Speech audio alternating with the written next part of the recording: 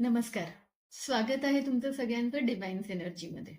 आज आपण एका अशा विषयावर बोलणार आहोत, जे की बऱ्याचदा चुकीच्या पद्धतीने समजलं जातं. ते आहे राग. लोक असं बऱ्याचदा म्हणतात, की हे वाईट किंवा नकारात्मक आहे. पण तुम्हाला माहिती आहे का, राग फक्त योग्यच नाही, तर बऱ्याचदा तुमच्या आत्मसन्मान आणि तुमच्या प्रगतीचा संकेतही असू शकतो. सुरुवातीला समजून घेऊया की राग म्हणजे नेमकं काय? राग अनेकदा वाईट किंवा चुकीची भावना म्हणून याच्याकडे पाहिलं जातं. आपल्याला सांगितलं जातं, "रागवू नकोस, सोडून दे." हे तुमच्यासोबत कधी झालंय का? पण खरं सांगायचं तर राग ही नैसर्गिक भावना आहे. हा तुमच्या आतला एक आवाज आहे, जो म्हणतो, "काहीतरी चुकतंय आणि मला यापेक्षा चांगलं काहीतरी हवंय." जरा विचार करा. तुम्ही काहीतरी खूप मेहनतीने केलं आहे आणि कुणीतरी त्याच्याकडे दुर्लक्ष करतंय किंवा कदाचित त्याची खिल्ली उडवतंय. तेव्हा जी प्रक्रिया तुम्ही देता, ती म्हणजे राग. पण तेव्हा तुम्हाला असं सांगितलं जातं, की "रागवू नकोस, त्यात काय मोठं आहे?" त्यावरून तुमचा राग अजूनच वाढतो. असं झालंय की नाही? असं बऱ्याचदा होतं. कारण तुमच्या रागाला मान्यता दिली जात नाही आणि हीच भावना अधिक त्रासदायक ठरते. राग हे कमजोरीचं किंवा अपयशाचं लक्षण नाहीये. उलट तो दर्शवतोय की तुम्ही स्वतःच्या आत्मसन्मानासाठी उभे राहत आहात. हा तुमचा आतला एक ठाम आवाज आहे, जो म्हणतोय, "मी महत्वाचा आहे. माझी भावना महत्वाची आहे. माझं सत्य महत्वाचं आहे."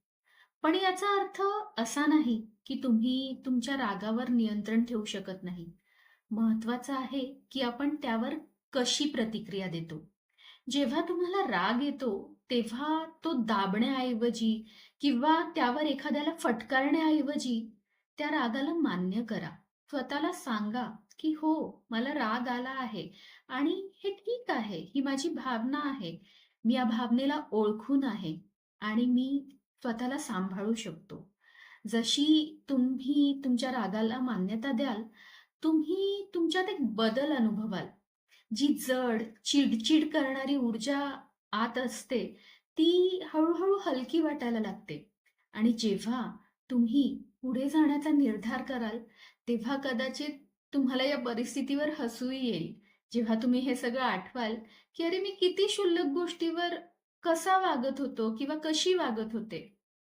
म्हणून पुढच्या वेळी जेव्हा तुम्हाला राग येईल, तेव्हा तो दाबू नका किंवा त्याला तुमच्यावर हावी होऊ देऊ नका. त्याला स्वीकार करा, त्याला मान्य करा आणि तो तुम्हाला तुमच्या आत्मसन्मान आणि सत्याच्या दिशेने मार्ग दाखवतोय हे ओळखा. पुढच्या 5 वर्षात त्याचा काही इम्पॅक्ट राहणार आहे का? जर हे तुमच्या मनाला पटत असेल, तर खाली कमेंटमध्ये मला नक्की कळवा. तुमच्या गोष्टी शेअर करा. तुम्हाला कधी राग आला असेल आणि तुम्ही त्या रागाला कसं हाताळलं हे सांगा. जर हा व्हिडिओ तुम्हाला उपयोगी वाटला असेल, तर लाईक नक्की करा. चॅनलला सबस्क्राईब करा आणि बेल आयकन नक्की दाबा. जेणेकरून अशा आणखीन व्हिडिओबद्दल तुम्हाला माहिती मिळत राहील. लक्षात ठेवा, तुमच्या भावना योग्य आहेत आणि त्या तुम्हाला तुमच्या उत्तम पर्याय शोधून द्यायला मदत करत आहेत. धन्यवाद. लवकरच भेटू पुढच्या व्हिडिओमध्ये.